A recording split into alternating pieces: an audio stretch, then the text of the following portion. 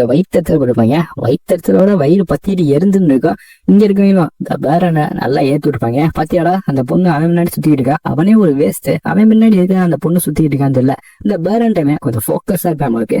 அவன் என்ன வேணா இருக்கட்டும், ஜிம்ல ட்ரைனிங் எடுத்துக்கிட்டீங்க. எனக்கு தெரிஞ்சது கண்டிப்பா ஸ்வார்மேன்ஷிப் தான் பார்ட்டிசிபேட் பண்ணுவோம். அவன் கொஞ்சம் வீக் நம்மளை விட, அதனாலதான் அந்த ஸ்வார்மேன்ஷிப் தான் அவனுக்கு செட் ஆகுதுன்னு சொல்லி அவன் பேசிக் ட்ரைனிங் எடுத்துக்கிட்டீங்க. அவங்க சொன்ன மாதிரி ஆனா அதெல்லாம் வேஸ்ட்ன்னு சொல்லி இந்த பையன் மட்டும் ஸ்வார்மேன்ஷிப்பை கத்துக்கிட்டோம்னா அடுத்து வரக்கூடிய அந்த அபிஷியல் ட்ரைனிங்கா நம்ம ஆறுக்கு வாய்ப்பு இருக்கு. அவங்க என்ன காம்படிஷன் கொடுத்தா நம்ம இல்ல ஜெயிக்க வாய்ப்பு இருக்கு. அதனால இதை ப்ராக்டிஸ் பண்ணுன்னு சொல்லி எங்க இருக்கையில சேர்த்துட்டு இவனும் ப்ராக்டிஸ் பண்ண கண்டி திரும்ப போயிருப்பேன். அவனா கண்டுக்கிறான்னு சொல்லிட்டு அவனு கிளம்பி இருந்திருப்பேன். அந்த ஹீரோ ப்ராக்டிஸ் எடுத்துக்கிட்டீங்கல்ல. இப்ப டோரியன் இன்னொருத்த வந்திருப்பேன். அந்த டோரியன் அவுட் சைடரா இருந்திருப்பேன். அந்த டோரியனும் நம்ம ஹீரோ டீம்ல ஜாயின் பண்ணலாமான்னு கேட்டிருப்பேன். ஒரு பிரச்சனையும் இல்ல, ஜாயின் பண்ணிக்கன்னு சொல்ல நம்ம ஹீரோக்கு அவன் குக்கியை கொடுத்துருப்பேன். அதை எனக்கு வேணா பண்றல. இந்த பொண்ணு அப்படியே அந்த குக்கியை பார்த்துருப்பா. அந்த பொண்ணு வாங்கி சாப்பிட்டுருப்பா. அந்த வித்தியாசமான ஃப்ரெண்ட்ஸா எல்லாம் இருக்காங்க. இதுல நம்ம ஹீரோ விடாம ட்ரெயின் எடுத்துருப்பேன். நம்ம ஹீரோ ஸ்டார்டிங்ல ஃபர்ஸ்ட் இல்ல அவன் வாட்டு ஓடிக்கிட்டு இருந்தேன். இப்ப என்ன அவனுக்கு புதுசா 2 ஃப்ரெண்ட்ஸ் கிடைச்சிருந்தாங்க. கிட்டத்தட்ட 6 மாசங்கள் ஓடிச்சு. நம்ம ஹீரோக்கு ஒரு 2 ஃப்ரெண்ட்ஸ் கிடைச்சிருப்பாங்க. இப்பதான் அபிஷியல் ட்ரெயினியை தேர்ந்தெடுக்கிறதுக்கான நாளும் வந்துருக்கோம். இந்த ஒரு நாள் கண்டி எல்லாரோட பேரண்ட்ஸும் வந்திருப்பாங்க, வாட்ச் பண்றதுக்காண்டி வந்திருப்பாங்க. எல்லாருமே வந்துட்டீங்கன்னு நினைக்கிறது இல்ல. நம்ம ஹீரோட அம்மா அவங்களும் வந்திருப்பாங்க. நம்ம ஹீரோட்ட இருக்கக்கூடிய டீமன், என்னப்பா நான் சொன்ன பெட் ஞாபகம் இருக்கா இல்ல மறந்துட்டியா? எல்லாத்தையும் ஞாபகம் வச்சிருக்கேன் இல்ல. நம்ம ஹீரோ எல்லாமே ஞாபகம் இருக்கு. அப்புறம் என்ன, இந்த பெட்ல நீ தோத்து போயிடுவா கண்டிப்பா. என்னோட பாடியை நான் எடுத்துக்கிட்டேன் கேட்கல. உன்னோட பாடியா இது எப்பறம் உன்னோட பாடியா ஆச்சு அப்படின்னு சொல்ல, நீ தோத்து போயிடுவாப்பா. ஒன்னாலாம் கண்டிப்பா அந்த பர்னே சரி ஒயிட்டே சரி தோக்கடிக்க முடியாது. அவங்க டாப் பொசிஷன்ல வருவாங்க. நீ எப்படி டாப் பொசிஷன்ல வர, கண்டிப்பா உன்னால ஜெயிக்க முடியாது. அதனால என்னோட ரேஜ வாங்கிக்க, அதை அப்சர்வ் பண்ணிக்கன்னு சொல்லி இதுவும் சொல்லியிருக்கேன். எனக்கு ஒன்றும் தேவையில்ல, இன்னும் டெஸ்டே ஆரம்பிக்கல, அதுக்குள்ளாட்டி உன் பாட்டுக்கு என்ன தேவை சொல்லிட்டு இருக்கேன். அந்த டெஸ்ட் எப்படி இருக்குன்னு பாப்போம் தெரியல. இந்த டெஸ்ட் ஆரம்பிக்கிறதுக்கு முன்னாடி இவன் டீம் சேர்ந்த டோரியன்றவன் பயந்து போய் நடிக்கிட்டு இருப்பேன். நானே ரொம்ப வீக்கு, இந்த டெஸ்ட்ல பார்ட்டிசிபேட் பண்றேன்னு நினைச்சு நேற்று ராத்திரி ஃபுல்லா தூங்கல.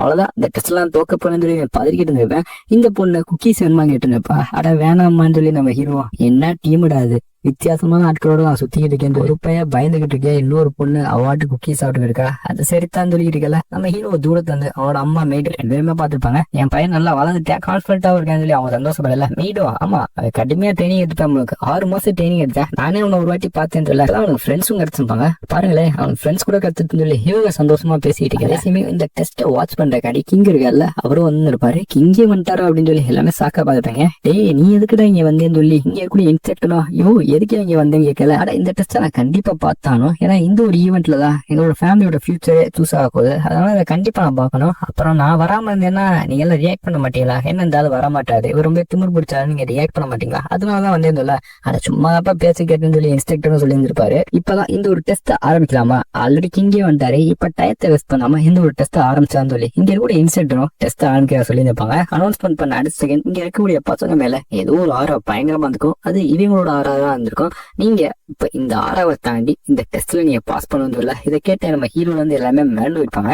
இவங்களோட ஆறாவான்னு சொல்ல, இப்பதான் ஒவ்வொருத்தவங்களுக்குமே ஒவ்வொரு மார்ஷல் ஆர்டிஸ்டுமே அவங்களோட ஆறா இருக்கும். அதை பொறுத்து அவங்களோட லெவல் என்ன அப்படின்ற தெரிய வரும் சொல்ல. இங்க இருக்கக்கூடிய ஆடியன்ஸ்ல பேரண்ட்ஸ் தானே இருப்பாங்க. அவங்களும் எங்க குழந்தைகளுக்கு ஆறாவே என்ன பர்ஸ்ட் ஆகல, அதை தாண்டி பாதி பேரு இன்னுமே ஆறாவை லேர்ன் பண்ணலன்னு சொல்ல. இப்ப அதை பத்தி ஒண்ணு கவலை இல்ல, ஆறா லேர்ன் பண்ணாட்டியுமே இந்த டெஸ்ட் அவங்க அட்டன் பண்ணல. அது ஒருத்தவங்களோட சோலை பொறுத்தா இருக்கும். ஒவ்வொரு மார்ஷல் ஆர்டிஸ்டுமே ஆறா கண்டிப்பா இருக்கும். ஆறா இல்லாத மார்ஷல் ஆர்டிஸ்டே இல்ல, அதை நீங்களோட மேனிஃபெஸ்ட் பண்ணி வர வைக்க முடியும். அதனால இங்க ஆறா லேர்ன் பண்ணாதவங்க, ஆறா பத்தி தெரியாதவங்க இருந்தா கூட இந்த ஒரு டெஸ்ட்ல பார்ட்டிசிபேட் பண்ணலாம், எந்த ஒரு தப்பும் இல்லைன்னு இவங்களும் சொல்லியிருப்பாங்க. இப்பதான் இங்க இருக்கக்கூடிய கிங்குமே ஆமா இவங்க எடுத்த ட்ரைனிங் மூலயமா தான் இவனுக்கு ஆறாவே இல்லாட்டியும் கூட இவங்களுக்கு ஒரு ஸ்ட்ராங்கான ஆறா பர்ஸ்ட் ஆகி வரும். அது இவங்களோட ட்ரைனிங்கை பொறுத்தாமையும் சரி. இப்ப யாருக்குமே எந்த பிரச்சனையும் இல்லைன்னு நினைக்கிறேன். ஆறாவை பத்தி சொல்லியிருந்திருப்பேன். இப்ப இந்த டெஸ்ட்டை ஸ்டார்ட் பண்ணிடலாம். எல்லாமே வந்து ஃபர்ஸ்ட் முக்கியமா வெயிட் பண்ண நீ வான்னு சொல்லி இங்க கூட வெயிட் பண்ண கூப்பிட்டுருப்பாங்க. ஒவ்வொரு ஆளாவே இண்டிவிஜுவலா கூப்பிட்டு இந்த டெஸ்ட்டை நடத்த போறாங்க. இப்ப நீ என்ன பண்ண போறேன்னா, என்னோட ஆறா அது பர்ஸ்ட் ஆக வரப்போகுது.